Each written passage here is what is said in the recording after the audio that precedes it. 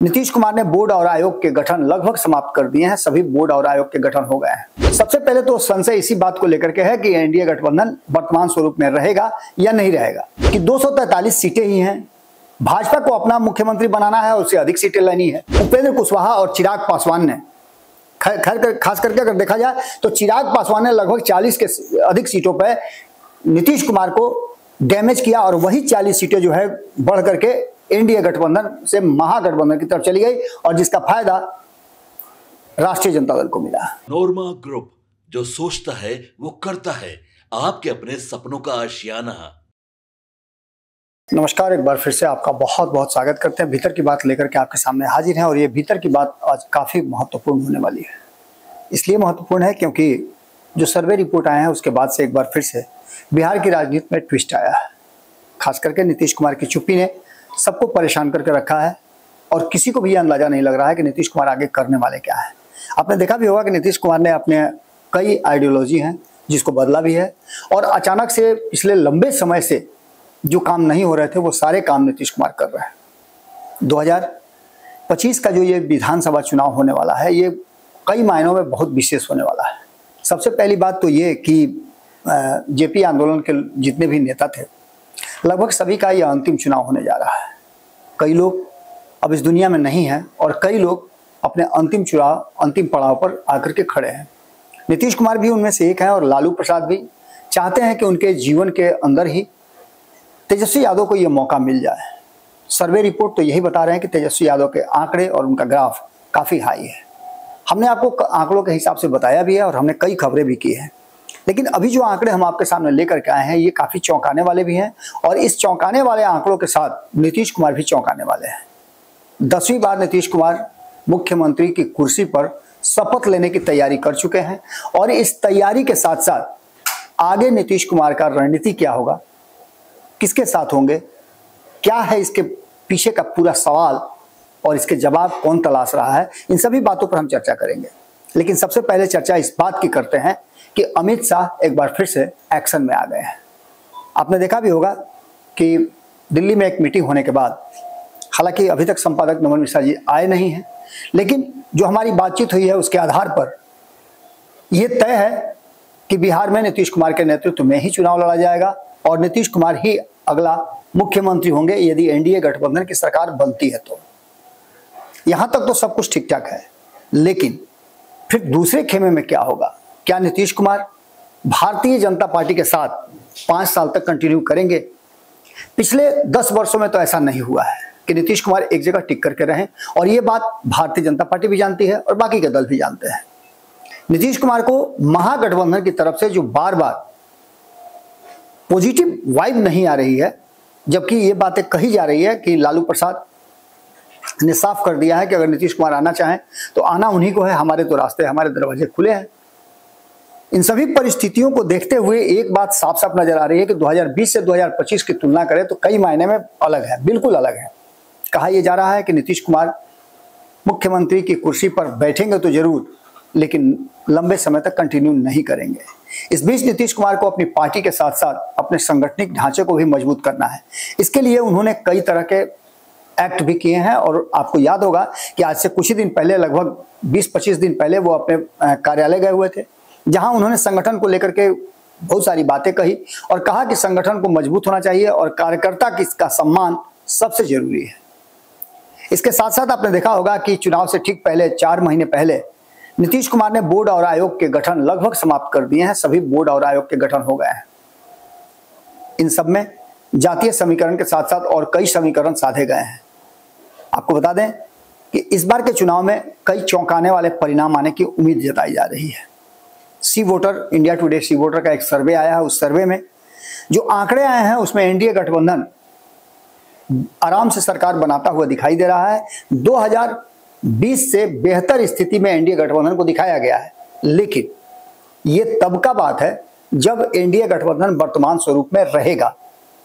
सबसे पहले तो संशय इसी बात को लेकर के है कि एनडीए गठबंधन वर्तमान स्वरूप में रहेगा या नहीं रहेगा, क्योंकि सीट शेयरिंग का समझौता अभी तक नहीं हुआ है और सीट शेयरिंग के समझौते में जो डिमांड है उसके हिसाब से सप्लाई नहीं है। अब इस बात को ऐसे समझ सकते हैं आप कि 243 सीटें ही हैं। भाजपा को अपना मुख्यमंत्री बनाना है, उससे अधिक सीटें लेनी है। 2020 में उसका प्रदर्शन जो हुआ था, उस प्रदर्शन के आधार पर उसे लगता है कि इस बार उसे और ज्यादा सीटों पर लड़ना चाहिए। पिछली बार 110 सीटों पर चुनाव लड़ी थी तो 74 जीत करके आई थी, अभी वो लगभग 80 के आसपास है, यानी कि थोड़ा और सीटें उसको ज्यादा मिल जाती तो और ज्यादा जीत करके आती। अब 80 तो उसके पास है, तो 80 लोगों को तो लड़ाना ही है उसे। इसमें से और कितनी सीटें उसे बढ़ानी चाहिए, इस पर एक बड़ा सवाल चल रहा है। और इस सवाल का जवाब जो खोजने जाते हैं तो नीतीश कुमार उस खेमे में नजर नहीं आते हैं।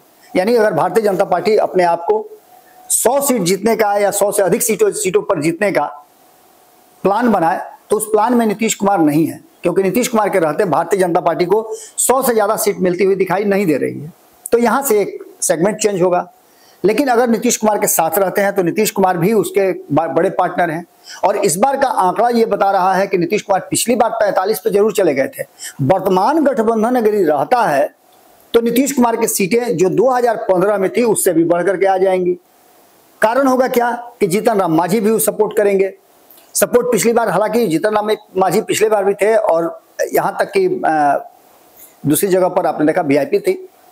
दोनों के वोट ट्रांसफर होने के में कितना नीतीश कुमार पर ट्रांसफर हुआ, इससे ज्यादा ये बातें चर्चा में है कि कितना उनको डैमेज उपेंद्र कुशवाहा और चिराग पासवान ने किया था। सबसे ज्यादा डैमेज अगर किसी ने किया था तो चिराग पासवान ने किया था। सेकंड नंबर पे आते हैं उपेंद्र कुशवाहा।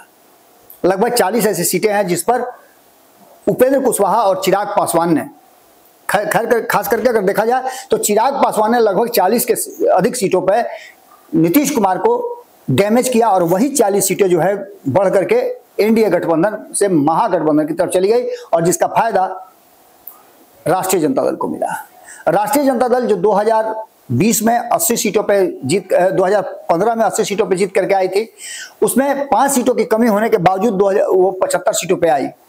लेकिन वो परिस्थितियां क्या थी सबको पता है। जिन जिन सीटों पे चिराग पासवान ने नीतीश कुमार को डैमेज किया उन सीटों पे राष्ट्रीय जनता दल की जीत हुई है। ऐसी कई सीटें हैं, लगभग 30 के आसपास ऐसी सीटें हैं जहां ये आंकड़े देखने को मिल रहे हैं। अब ऐसी स्थिति में वो 40 सीटें अगर उधर से कट के आती हैं तो किसे मिलेंगी, ये एक बड़ा सवाल है। और इस सवाल का जवाब जो खोजने चलिएगा आप तो आपको सीधे नजर आएगा कि नीतीश कुमार के मन में, जहन में सारी बातें हैं और उन बातों को लेकर के नीतीश कुमार कोई भी समझौता करने के लिए तैयार नहीं है। अगर एनडीए गठबंधन में वो रहेंगे तो वो बड़े भाई के रोल में ही रहेंगे, चाहे एक सीट से ही क्यों ना हो। 2020 में भी ऐसा हुआ था। अब इन परिस्थितियों को लेकर के जो आंकड़े हैं उनको देखना बहुत जरूरी हो गया है। भारतीय जनता पार्टी को कहीं ना कहीं नीतीश कुमार के रहने से जो फायदा हो रहा है वो तो उसे पता है, लेकिन उनके रहने का घाटा ये हो रहा है कि उसे अपना मुख्यमंत्री नहीं बना पा रही है वो। इसके साथ साथ नीतीश कुमार के नहीं रहने से उसके सीटें जो बढ़ेंगी वो नहीं बढ़ पा रही हैं। तो आखिर होगा क्या इसमें? सीधी तौर पे अगर एनडीए गठबंधन वर्तमान स्वरूप में रहता है तो नीतीश कुमार की जो खोई हुई सीटें हैं, यानी कि अभी 43 पर जीत करके आए थे, उनके पास 45-46 लोग हैं, विधायक हैं उनके। अब अगर वो चुनाव 100 से ज्यादा सीटों पर लड़ते हैं तो ये बात मान के चलिए कि 2015 की तरह वो 70 से अधिक सीटों पर चुनाव जीतते हुए दिखाई दे रहे हैं। और नीतीश कुमार ने इस बार अपने पार्टी के लोगों को यह स्पष्ट निर्देश दे दिया है कि इस बार सबसे बड़ी पार्टी बिहार में बन करके उभर के आना है। इसके लिए आंकड़े उनके साथ नजर आ रहे हैं। तो वहीं भारतीय जनता पार्टी की बात करें तो भारतीय जनता पार्टी के विरुद्ध सीधी लड़ाई अब MY समीकरण के साथ साथ अति पिछड़ा समाज की भी होने वाली है।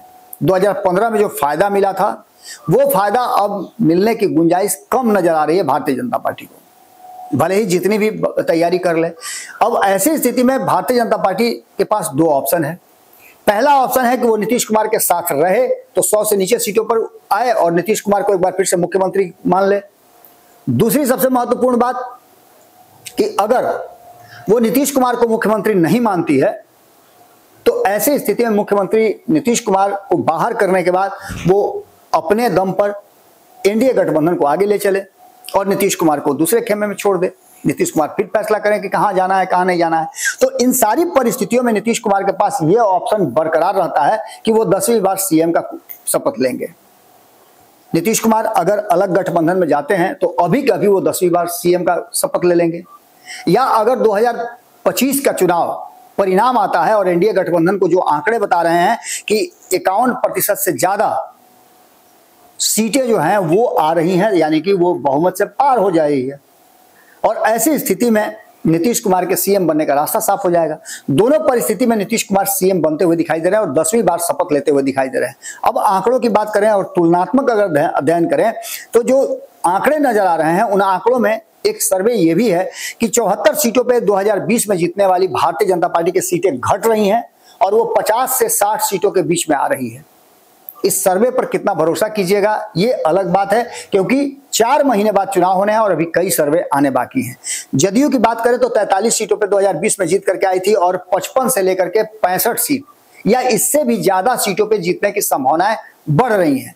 यानी कि 43 सीटों में से वो 40 सीटें अगर जोड़ देते हैं तो ये 83 सीटें हो जाती हैं, यानी 70 के आसपास सीटों पर जीतती हुई दिखाई दे रही है जनता दल यूनाइटेड। लोक जनशक्ति पार्टी की बात करें तो वो मात्र 1 सीट पे जीत करके आई थी और 20 से 25 सीटें अगर वर्तमान एनडीए गठबंधन के स्वरूप में रहती है तो वो जीतती हुई दिखाई दे रही है। इसके बाद हिंदुस्तानी अवाम पार्टी की बात करें तो 4 सीट 2020 में जीत करके आई थी और इस बार उसे 6 से 7 सीटें अगर मिलती है तो उसमें से मैक्सिमम सीटें वो जीत करके आएगी, यानी उसका स्ट्राइक रेट 90% के आसपास होता हुआ दिखाई दे रहा है। 4 सीटें तो ऑलरेडी वो जीती हुई है ही, बाकी की 2-3 सीटें वो और जीत सकती है। इसके अलावा अगर बात करें राष्ट्रीय जनता दल की तो पिछली चुनाव में 75 सीटें जीत करके आई थी, जिसमें से 35 से 40 सीटें उसे बोनस में मिले थे चिराग पासवान और उपेंद्र कुशवाहा के एनडीए गठबंधन के विरुद्ध उम्मीदवार उतारने से। वो सीटें उसकी घटती हुई दिखाई दे रही है और सीधे 50% पर 35 से 45 सीटों पे आकर के टिक जाती है राष्ट्रीय जनता दल, यानी सरकार बनाने की जो उसकी मंशा है उस पर कहीं ना कहीं ब्रेक लगता हुआ दिखाई दे रहा है। बात करें कांग्रेस की तो 19 सीटें जीत करके आई थी। कांग्रेस का प्रदर्शन थोड़ा बेहतर हो रहा है, इस बार 19 से ज्यादा सीटें वो जीत करके आ रही है और उसका आंकड़ा 20 से ऊपर हो सकता है, 25 से उसके अलावा जितने सीटों पर वो चुनाव लड़ती है उसके अनुसार जाता हुआ दिखाई दे रहा है। बात लेफ्ट की करें तो लेफ्ट भी 16 सीट पर जीत करके आई थी। तीनों जो लेफ्ट की पार्टियां हैं इस बार उनका ग्राफ नीचे जा रहा है, 6 सीटें कम से कम हो रही हैं और 10 से 15 के बीच में उनका आंकड़ा रह सकता है। 6 से लेकर के 1 सीट तक उनकी घट सकती है।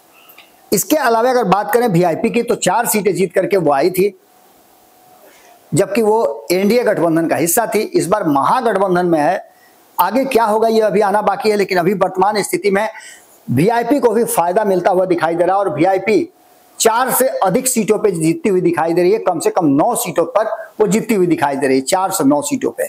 अगर इसी की बात करें तो इस कड़ी में 2 नाम और जुड़ते हैं। एक तरफ जहां जनसुराज पार्टी है जिसने उपचुनाव में 4 उम्मीदवार उतारे थे और 10% 10,000 के आसपास हर सीट पर एवरेज वोट उसको आए थे। उसके आधार पर अगर देखा जाए तो जनसुराज जितना मेहनत कर रही है और प्रशांत किशोर जिस तरह से काम कर रहे हैं, 243 सीटों पर चुनाव लड़ना चाहते हैं, उस आधार पर देखा जाए तो 1 से 5 सीटें वो जीतते हुए दिखाई दे रहे हैं। वहीं दूसरी तरफ आपको बता दें कि आईआईपी इंडियन इनकलाब पार्टी जो है वो भी अब मैदान में है।